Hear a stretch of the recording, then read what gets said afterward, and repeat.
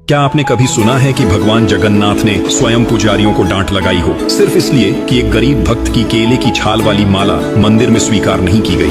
कहते हैं कि रघुदास पुरी के एक महान भक्ति योगी थे जो भगवान राम के परम भक्त थे। उनका आश्रय जगन्नाथ मंदिर के सिंहद्वार के पास एक बड़े छत्र के नीचे था। एक दिन उन्होंने मंदिर में प्रवेश किया और देखा कि भगवान जगन्नाथ के सामने राम, लक्ष्मण और सीता का दिव्य दर्शन हो रहा है। यह दृश्य देखकर रघुदास को यह विश्वास हो गया कि जगन्नाथ और रामचंद्र एक ही देवता हैं और उनकी भक्ति का स्वभाव सखा प्रेम में बदल गया। एक दिन रघुदास ने अत्यंत प्रेम से भगवान के लिए एक सुंदर माला तैयार की। माला तो उन्होंने फूलों से बनाई थी, लेकिन डोरी न मिलने के कारण उन्होंने केले के पेड़ की छाल को धागे की तरह इस्तेमाल किया।